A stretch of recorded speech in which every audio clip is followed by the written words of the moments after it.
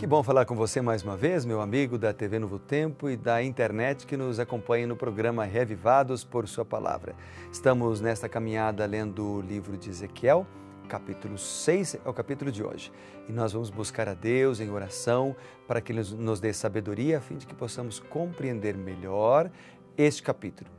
E isso nós fazemos, já mencionamos aqui, porque a gente precisa sempre orar antes de ler a Bíblia. A Bíblia é mais do que um livro, é a palavra de Deus, foi inspirada pelo Espírito Santo e por isso o mesmo Espírito nos dá sabedoria para que a gente possa compreendê-la e também força, coragem, determinação para que a gente possa praticá-la. Não esqueça de divulgar a palavra de Deus, escolha um versículo do capítulo de hoje ou de outros versos ou de outros capítulos e com a hashtag RPSP, divulgue a palavra de Deus, uma mensagem de esperança ou de alegria para pessoas que precisam. Vamos orar então? Querido Pai, obrigado por mais uma vez abrir Tua palavra e agora dar-nos a Tua sabedoria. Novamente te pedimos, em nome de Jesus. Amém. Muito bem, vamos então ali a Ezequiel 6, que é um capítulo que fala sobre o juízo sobre Israel por causa da idolatria. Aqui o capítulo apresenta no verso 8, por exemplo, um remanescente que será abençoado e no verso 11, os fiéis que são exortados a lamentar as calamidades. Bem, vamos ler então, vamos começar lendo alguns versos de Ezequiel 6. Eu quero ler com você agora os versos 1 a 3. Leamos juntos. Veio a minha palavra do Senhor, dizendo, veja que a expressão a palavra do Senhor, novamente dando respaldo, segurança de que o que Ezequiel estava falando vinha de Deus.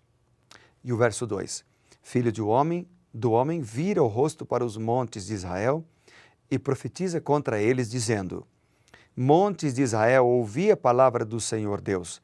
Assim diz o Senhor Deus aos montes, aos outeiros, aos ribeiros, aos vales, eis que eu mesmo trarei espada sobre vós e destruirei os vossos altos. Os versos 1 a 3, então, eles apresentam ali os montes de Israel, que pode significar a terra como um todo. Por exemplo, Ezequiel 36, 1 a 6. Mas os outeiros poderiam receber uma condenação específica porque o povo havia construído altares e santuários para os ídolos cananeus, nas florestas e também nas montanhas. Agora, a palavra altos eram originalmente locais elevados para adoração a Baal, ou seja, lugares de adoração para adorar a Baal e outras divindades do panteão cananeu. O termo alto, ele pode ser usado para descrever qualquer localidade, seja no topo de uma montanha ou num vale. Por exemplo, aqui no verso 6 diz assim, em todos os vossos lugares habitáveis, veja, em todos os lugares habitáveis, as cidades serão destruídas e os altos ficarão desolados, para que os vossos altares sejam destruídos e arruinados e os vossos ídolos quebrados e extintos. Então, altos eram altares erguidos aos deuses pagãos, onde falsos deuses eram adorados.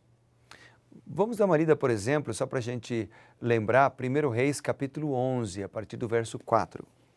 Vamos lá, em 1 Reis, capítulo 11, aqui está,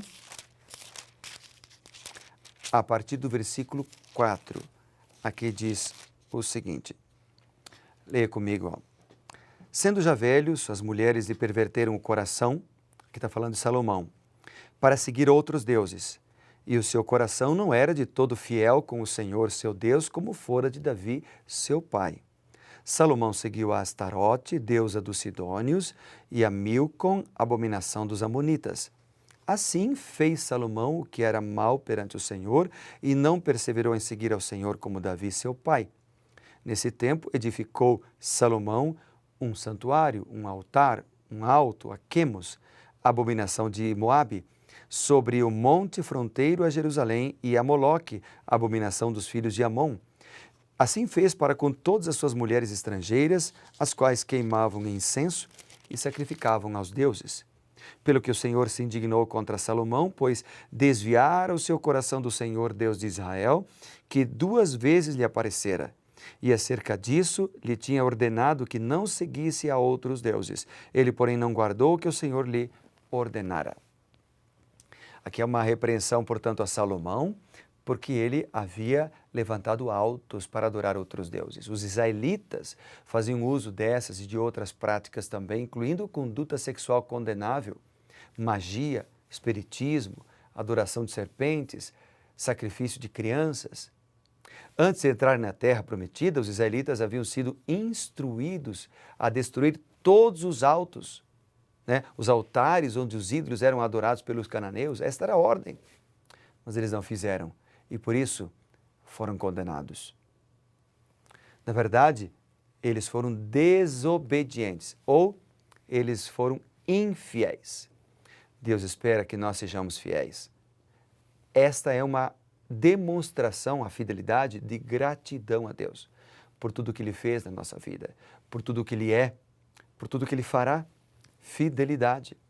Fidelidade a Ele em tudo, nos mandamentos, nos recursos, devolvendo aquilo que pertence ao Senhor, devolvendo a Deus os dons, os talentos, fidelidade. Vamos ler ainda o verso 4 aqui de Ezequiel, capítulo 6, verso 4 em diante.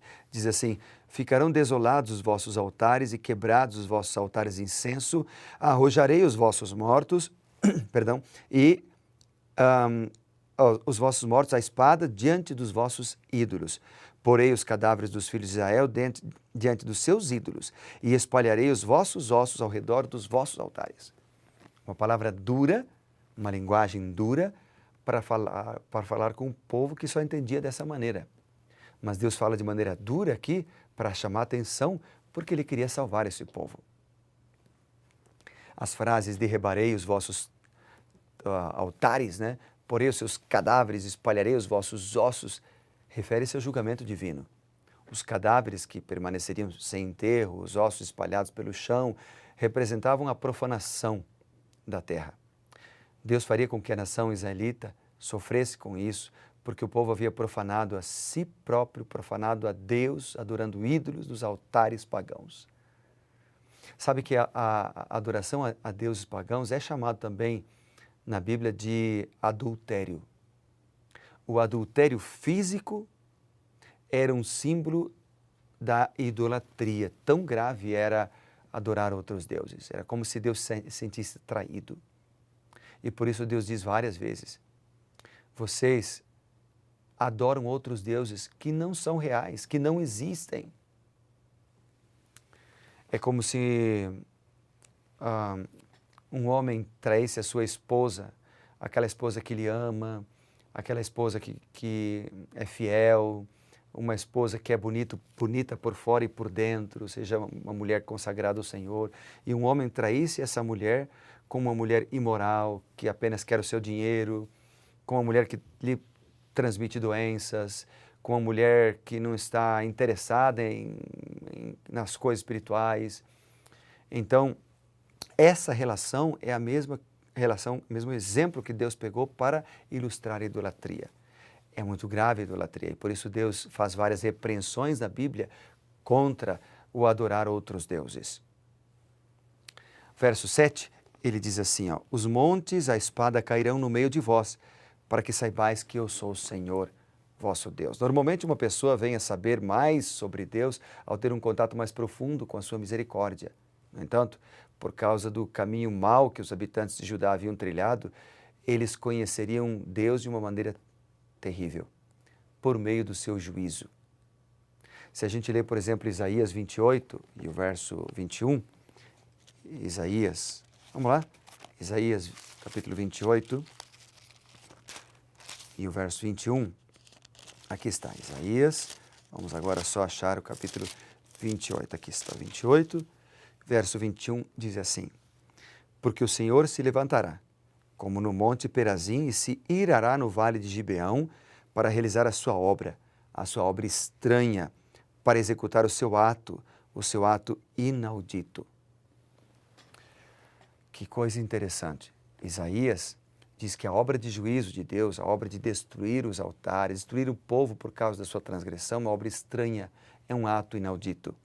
Deus não quer destruir o seu povo. Por isso a obra de juízo é estranha.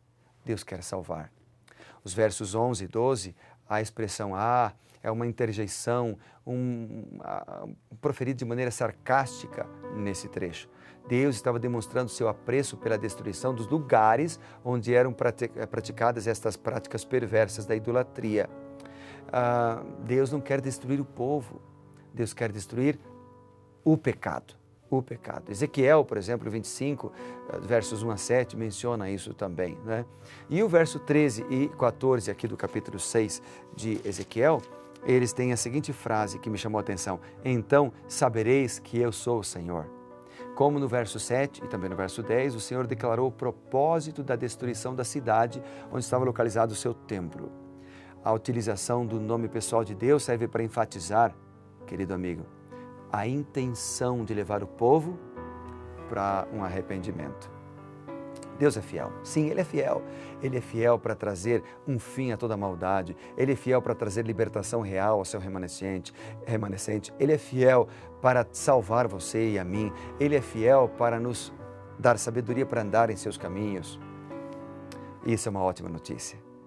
Deus é fiel. Vamos agradecer a Ele por isso e vamos nos colocar em suas mãos para que Ele nos ajude a sermos fiéis também? Vamos orar então. Querido Pai, muito obrigado porque o Senhor é fiel. Conduz a nossa vida e dirige os nossos passos. Ajuda-nos a sermos também fiéis.